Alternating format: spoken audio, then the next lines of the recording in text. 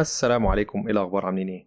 اتمنى الجميع يكون بخير. فيديو النهارده هنتكلم عن ارخص بي سي معقول يشغل لك اغلب الالعاب. وهنا انا قلت اغلب الالعاب مش كل الالعاب، لان طبيعي جدا لو كل الالعاب هتشتغل على بي سي او جهاز بالسعر ده محدش هيجمع او هيشتري حاجات باهظة الثمن وحاجات زي كده، ودي طبيعة الحياة. على قدر ما بتدفع على قدر ما بتلاقي مقابل، لكن يعني ممكن نتحايل على الموضوع ده شوية. المهم النهارده احنا معانا بي سي او جهاز في حدود سعر 4000 ل 4500 جنيه مصري، او في حدود 100 ل 150 دولار. وفي السعر ده عشان تشتري حاجه كويسه ما قدامكش حل غير انك تروح للاجهزه الاستيراد. وما تفهمنيش غلط، انا مش قصدي هنا انك تشتري جهاز استيراد بمعنى انك تشتري بقى جهاز بكارت شاشه داخلي وحاجات كده اللي هو يكون بمعالجات كده غريبه جدا اللي هي بتنزل للشركات والحاجات دي.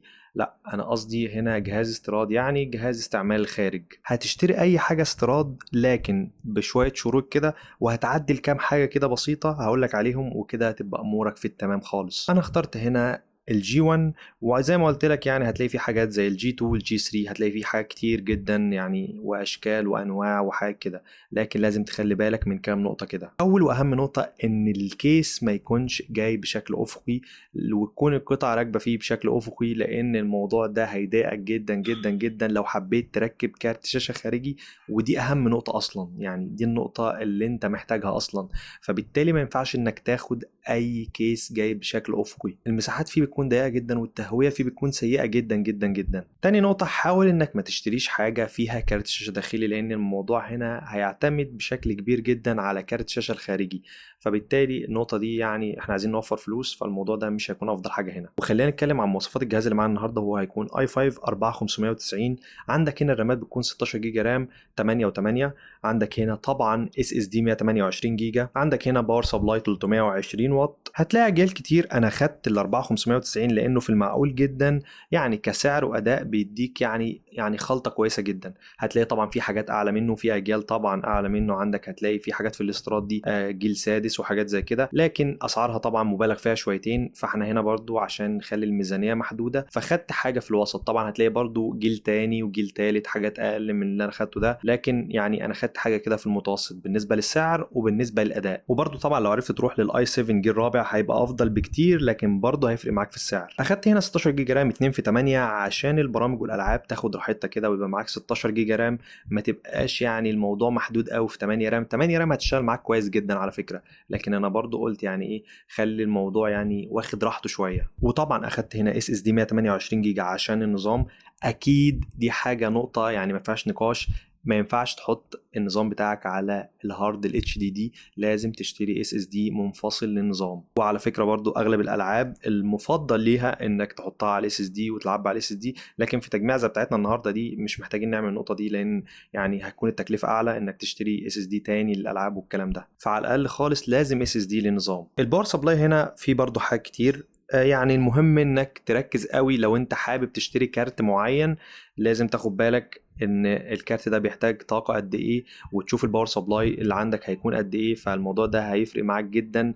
لازم تاخد بالك من النقطة دي. لكن في الغالب يعني او في العموم في الفئة السعرية دي كل الكروت الاقتصادية مش بتحتاج باور خارجي من الباور سبلاي، وبتكون يعني حتى لو لقيت كارت محتاج يعني طاقة او اي حاجة من كده بتكون قليلة جدا. فبتكون برضو 300 واط 320 واط بيكون في المتناول، يعني بيكون لذيذ. وهتلاقي برضو حاجات 400 واط هتكون شغاله كويس جدا. وطبعا نجم تجميعة النهارده هو الجي تي اكس 750 تي اي نسخه ال 2 جيجا، والنسخه دي من شركه ام اس اي.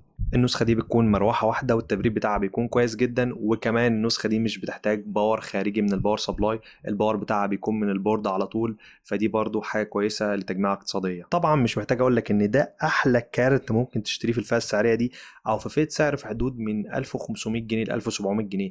الكارت ده اداؤه ممتاز، سعره ممتاز، وتبريده كمان كويس جدا. وما قدامكش اي حل غير الكارت ده، الا لو عايز اداء اعلى من كده برضه ما قدامكش غير الار اكس 570. وهنا هتضطر انك تزود في حدود من 500 ل 700 جنيه على السعر بتاع الكارت ده. الار اكس 570 هيفرق معاك جامد جدا في اداء الالعاب. نقطه كمان عايزك تاخد بالك منها وانت بتشتري جهاز استيراد، انك وانت بتشتري الجهاز لازم تقول بتاع المحل او تقول لاي حد، او لو انت بتعرف تعمل الموضوع ده، ان هو يغير لك كولر او يغير لك معجون حراري للسي بي يو، لان طبعا ده جهاز استيراد بيكون مركون بقاله فتره كبيره جدا، المعجون بيكون خلاص انتهى مات. ده طبعا كيس تهويته على الله، بوكس كده مقفول من كل مكان، ما فيهوش غير مروحه صغيره جدا في الظهر بتسحب الهواء السخن تخرجه بره. والتهويه هنا يعني زي ما بقول لك كده الموضوع على الله يعني، فلازم تخلي بالك من الموضوع ده وتتابع درجات الحراره، او تسيب الباب بتاع الكيس ده مفتوح، يعني تشيل الجنب كده تشيله ما تخلوش راكب اصلا. واما عن البورد اللي تيجي في الجهاز ده او في الاجهزه دي بشكل عام، فهي بتكون يعني برضو حاجه يعني مش محتاجين نقول، يعني اخرك هنا انك تضيف الاي 7 جيل رابع، وده اقصى طموحاتك هنا، ما ينفعش انك تضيف اي حاجه تاني او تعلي اي حاجه هنا. وطبعا لو انت بتفكر، يعني اهم حاجه في التجميعه دي بالنسبه لي، او اهم حاجه في البي سي ده بالنسبه لي، هو الكارت. لو حبيت تطور هتطور الكارت. وطبعا برضو هتيجي معاك مشكله تانية لو انت حبيت تجيب كارت جامد قوي، يعني الموضوع ده هيبقى مش متوافق مع القطع اللي موجوده في الجهاز، فهتضطر انك تغيره من الاخر كله. فمن الاخر دي حاجه كده عشان تمشي امورك بيها، حاجه كده لطفل، او لو حد انت الميزانيه اقتصاديه قوي، فانت هتمشي امورك بيها وهتشتغل معاك تمام جدا لحد ما ان شاء الله ربنا يكرمك وتغير لحاجه افضل. لكن يعني حوار التطوير هنا محدود جدا جدا، فما انصحكش انك تطور اي حاجه هنا. نيجي بقى لاهم نقطه، وهي نقطه الاداء بتاع الكيس دي. الاداء ده هيكون عامل ايه هنا في الالعاب؟ وهنبدا الاداء ده بمعشوقه الاطفال ومعشوقه الشعب كله الصراحه، وهي لعبة بابجي. وهنا انا بتكلم على لعبة بابجي موبايل اللي بنشغلها على المحاكي او الجيم لوب. وبرضه عايزك تاخد بالك هنا ان الجيم لوب فيه مشاكل جدا بالنسبة لنسخة ال 64 بت، فبالتالي عشان تبقى في التمام نزل نسخة ال 32 بت، لان ال 64 كلها لاج وتقطيع وحاجة يعني مش هتعرف تلعب اصلا. اللعبة هنا فاتحة معاك 90 فريم، لكن افضل اداء هنا عشان تاخده هيكون على 60 فريم. اللعبة ادائها معقول جدا جدا ومرضي جدا على السعر ده، هتاخد متوسط فريمات من 50 ل 60 فريم، يعني تقدر تقول ان هم ثابتين. لعبه كويسه وسلسه، مش هتواجه دروبات فريمات غير نادرا جدا في الاماكن اللي بيكون فيها تجمعات كبيره او ناس كتير. دروبات برضو مش اللي هي ان اللعبه تقف او اي حاجه من الحاجات دي، الفريمات بتقع وبعدين ترجع تاني بسرعه، فالتجربه بشكل عام معقوله ومقبوله جدا جدا. وانا جربت اللعبه على جميع الاعدادات، ممكن تعلي الجرافيكس على اتش دي مثلا، الدنيا هتبقى تمام برضو. لكن زي ما قلت لك احسن تجربه عشان تاخدها هتوطي الاعدادات او هتوطي الجرافيكس لاقل حاجه، وتاخد اعلى فريمات هنا. وبرضه مع التجربه بتاعتي حراره المعالج والكارت في المعقول جدا. جربت على الجهاز ده برضه العاب كتير زي جاتا في، ريد ديد 2، جربت ذا ويتشر 3، جربت كام لعبه كده تقال. فالصراحه يعني الالعاب اشتغلت، لكن الالعاب التقيله ادائها ما كانش مقبول. يعني انت بتتكلم في متوسط فريمات 25 ل 30 فريم على حاجه زي اساسنز كريد اوريجينز مثلا، بتتكلم مثلا على ريد ديد 2 متوسط فريمات برضو في حوالي ال 25 30 فريم. هتلعب اللعبة لكنها مش هتكون أفضل أداء ومش أسلس حاجة. طبعا أنت عارف 30 فريم أو 25 فريم اللعبة بتكون يعني بتقطع، يعني شغالة بس ضعيفة جدا. لكن لعبة زي لعبة جاتا في، لعبة كانت ممتازة جدا، كانت مدياني فوق 60 فريم وكانت شغالة بسلاسة جدا، وكانت لعبة يعني شغالة بدون أي مشاكل ولا بدون أي لاج ولا دروب فريمات ولا أي حاجة. وفي ألعاب كتير جدا شغالة على التجميع دي بدون أي لاج وبدون أي تقطيع.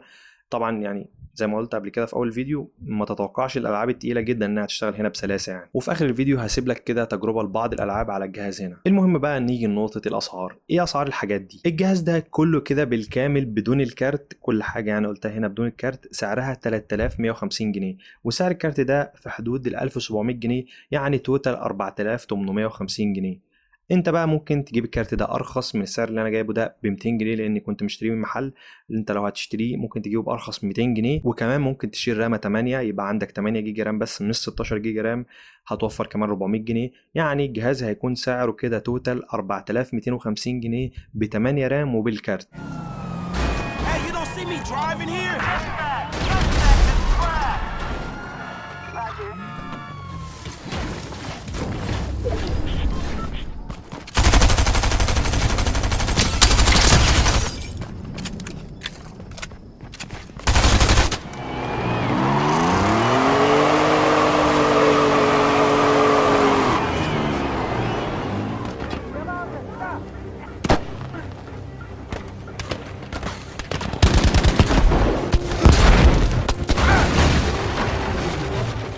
وبس كده كل حاجه في النهارده. لو الفيديو عجبك ما تنساش تعمل لايك وسبسكرايب. يلا اشوفك فيديو جاي ان شاء الله.